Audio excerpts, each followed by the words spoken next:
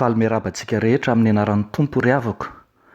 Hivavaka isika alohan'ny hamakiana ny soratra masina voalahatra ho antsika anio. Ry Jesoa Kristy zokinay io, Jesoa tianay sady tianay, ilay manolotra famondram-po sy fiadanana ho anay. Misaotra anao izahay fa afaka mamakivaky ny androm-piainanay rehetra miaraka aminao, ary ahatsapanay fa Andriamanitra miaraka aminay ianao ka ahafahanay misedra sy mandihy ny fifaliana sy ny fisentona, ny alahelo sy ny tomany, ary ny faharavoravoana izay mandalo eo amin'ny fiainanay. Ny teninao no mampahery, ny teninao no manasitrana, ny teninao no ahazakanay izay rehetra fitondrana tianao.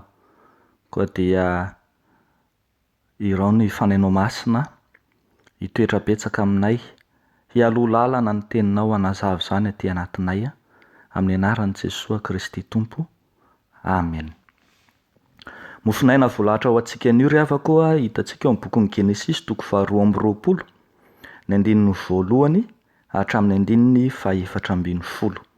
Vakiana amin'ny anaran'ny Tompo manao hoe: ary rehefa afaka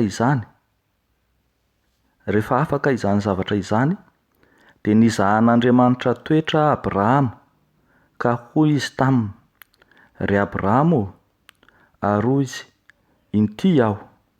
Ary hoy izy: ento ny zanakao, ny ilay tokanao izay tianao dia Isaka, ka mandehana any amin'ny tany Moria, ary atero any izy ho fanatitra hodorana ao amin'ny tendrombohitra anankiray izay ho lazaiko aminao.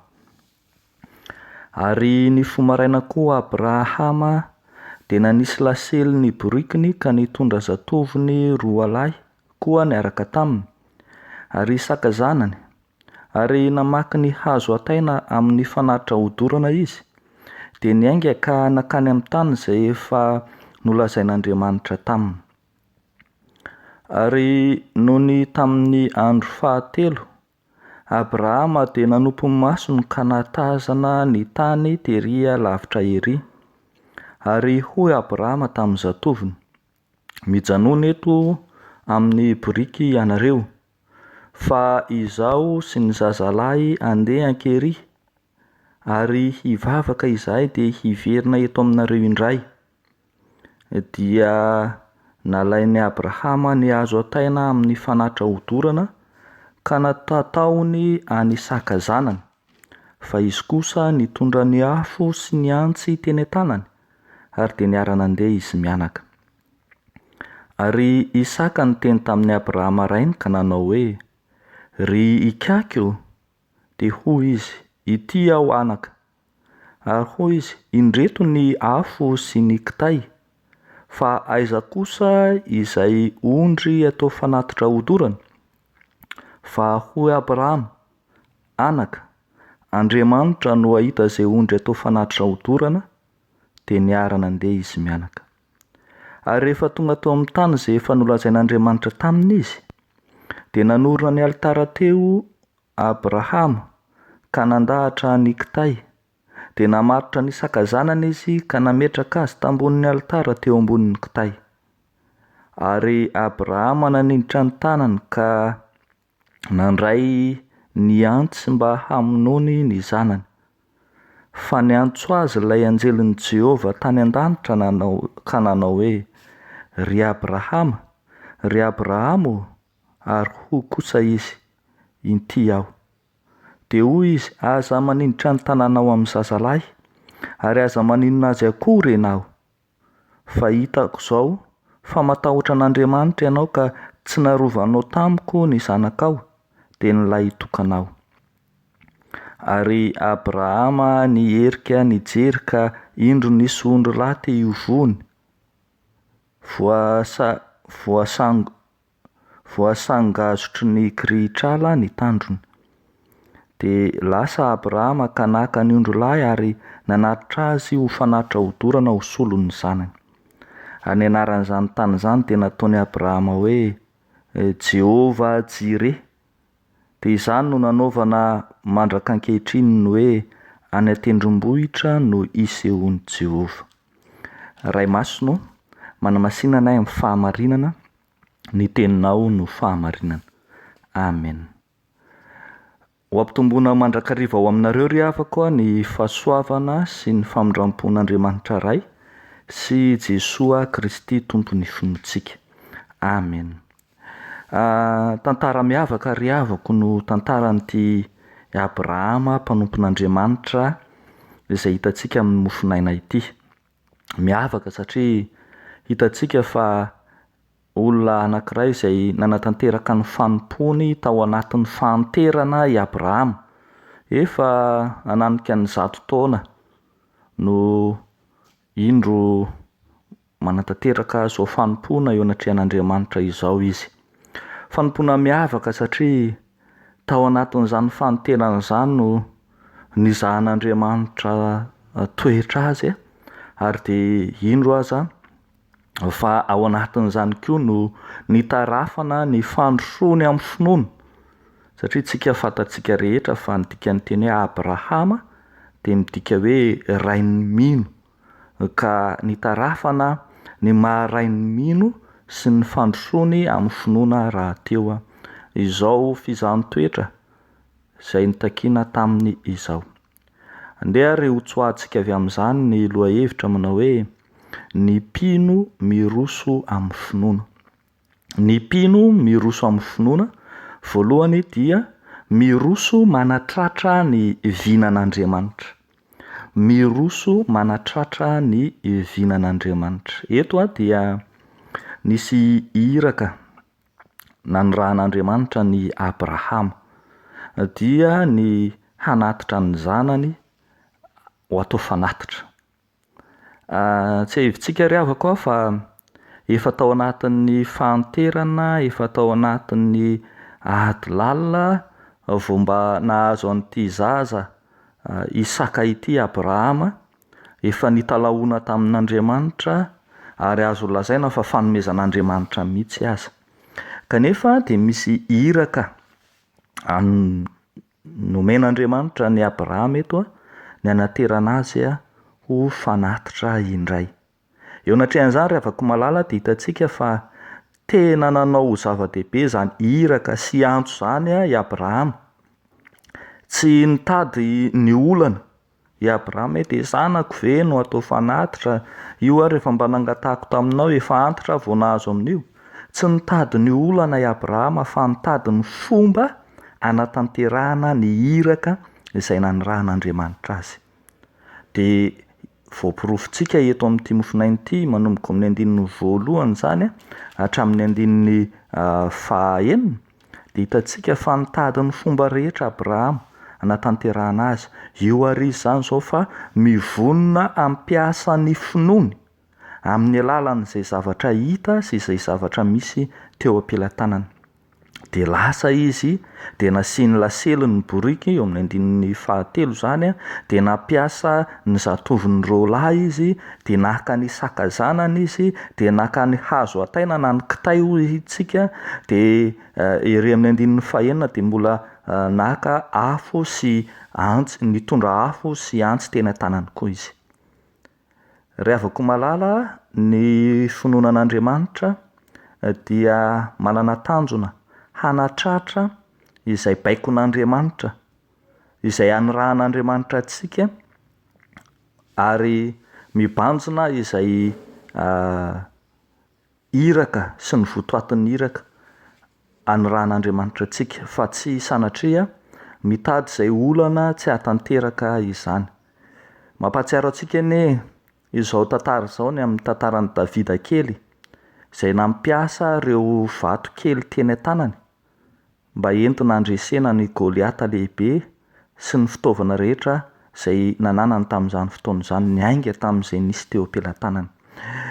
Toy izany koa ny mofinainantsika tamin'ny lahady teo izay nambara fa mila ampiasaina ny finoana dia ohatra ny vao tsy nampy aza mba hahatonga izany iseho eo amin'ny fiainana andavanandro. Ry havako malala ao amin'ny Tompo, tsy niady hevitra amin'ny fanatanterahana ny asan'Andriamanitra ny zava-dehibe, fa ny fanatanterahana, ny fankatoavana, tsy misy fepetra ny baikon'Andriamanitra.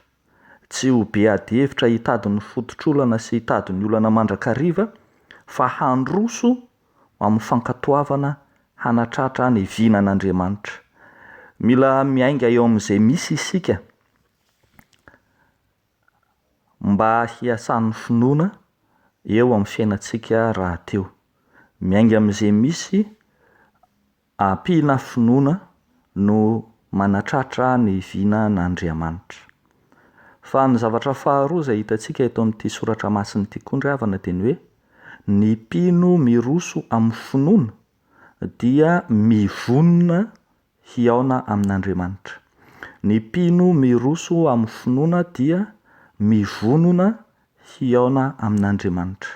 Tonga teo amin'ny toerana anankiray nomena anarana hoe Jehova Jireh. Jehova Jireh izay adika dia hoe Jehova no hahita. Ary dia teo amin'ny toerana io no toerana nisehon'Andriamanitra tamin'ny Abrahama. Tsy toerana anatanterahana fanatitra fotsiny no nasehon'Andriamanitra tamin'ny Abrahama. Tsy toerana anatanterahana ny alitara anolorana ny zanany fotsiny, fa toerana isehon'Andriamanitra tamin'ny Abrahama mihitsy. Lehibe loatra ny fatokin'ny Abrahama, ny finoana tao anatiny, raha nanontany ny zanany manao hoe rikako, efa ireo ny kitay, io ny afo, aiza kosa ny ondry atao fanatitra? Dia hoy ny valiten'ny Abrahama tamin'izany, hitantsika eo amin'ny 9:9 manao hoe anaka, Andriamanitra no hahita izay ondry atao fanatitra. Dikan'izay dia vao niainga, vao nanomboka dia efa fantatry Abrahama fa hanolotra fanatitra ho azy izy ka natoky an'Andriamanitra hatramin'ny farany. Tsy sanatria tena vonona tokoa i Abrahama hamono ny zanany izay efa notadiaviny tamin'Andriamanitra, fa tena natoky izy fa hiseho amin'ny Andriamanitra, hiaona amin'ny Andriamanitra, hanoro lalana azy Andriamanitra. Ary dia hitantsika eo fa tena miseho tokoa Andriamanitra ary tsy tara Andriamanitra tamin'ny fisehony tamin'ny olony. Tsy tara izy fa raha vao naninditra ny tanany Abrahama dia niseho tamin'izy. Tena miseho marina ary miaona amin'izay matahotra azy marina ny Tompo. Ary izany rahateo koa no hevi-dehibe ao anatin'ny finoana kristianina. Moa ve isika manatanteraka ireo fombafomba samihafa amin'ny fanomponan'Andriamanitra sa miaona sy mifandray amin'Andriamanitra marina? Marobe tokoa ry havako malala no mivavaka sy manatanteraka ireo fombafomba samihafa amin'ny fanomponan'Andriamanitra, amin'ny fanomponom-pivavahana ataontsika, fa tsy vonona hiaona amin'izy Andriamanitra akory. Misy fotoana ary lazaintsika fa tampoka loatra Andriamanitra rehefa mivavaka tsika ka niainao antsika Andriamanitra ka namaly antsika aingana izy, dia lazaintsika fa tampoka loatra na tsy nampozina na dia valim-bavaka ho antsika ihany aza ireny fotoana ireny. Tsarovy mandrakariva ry havako malala fa eo amin'izay toerana anolorantsika tena, eo amin'izay fotoana ankatoavantsika an'Andriamanitra sy atahorantsika azy marina, dia miseho hiaona amintsika Andriamanitra. Hiaona amintsika Andriamanitra haneho ny sitrapony marina. Hiaona amintsika Andriamanitra hampahery sy hanolotra vahaolana mazava ho antsika. Miaona amintsika Andriamanitra ary anambara amintsika ny fanompoantsika, ny toetry ny fanompoantsika azy an'Andriamanitra marina tokoa. Ary hiaona amintsika Andriamanitra ampahery antsika eo anatrehan'ny toe-javatra samihafa, hanala izay ahiasy tebiteby eo anoloany ny tsy fisiana, ary ihany koa hanolotra vahaolana mazava ho antsika. Dia mahatoky ny Tompo ry havako ary mahatoky toy izany ihany koa isika mpino amin'ny fanompoana an'Andriamanitra. Hivavaka isika. misaotra anao zay Andriamanitra ao, ilay Andriamanitra mijery anay amin'ny fotoana rehetra, ilay Andriamanitra mizaha toetra anay kanefa tsy mba mamela anay irery. Ary dia misaotra anao zay satria fantatray fa manatrika anay ianao momba anay ianao amin'ny toe-javatra rehetra. Mivavaka manokana izay ho amin'ireo kristianina izay mandalo ady sarotra fizaham-toetra na adi-panahy samihafa, tahaka an'izay nombanao an'i Abrahama fahizay, nanoloranao vahaolana mazava ho azy, dia toy izany koa no angatahanay ho azy ireny. Jesoa, mba jereo amin'indra fonao re, mba hahatsiaro mandrakariva ny fitiavanao. Dia mivavaka ihany koa izay Tompo ankehitriny eo amin'ny fiarahamonina manodidina anay izay mbola voafatotra amin'ny endriny maro samihafa, mila ny famahanao Andriamanitra azy, dia mihaino vavaka ka mamalia ary jereo amin'ny famondram-ponao izy ireny. Ataonay izany vavaka izany Andriamanitra rainay masina sy tsara indrindra. Amin'ny anaranao no anaovanay izany vavaka izany. Amen.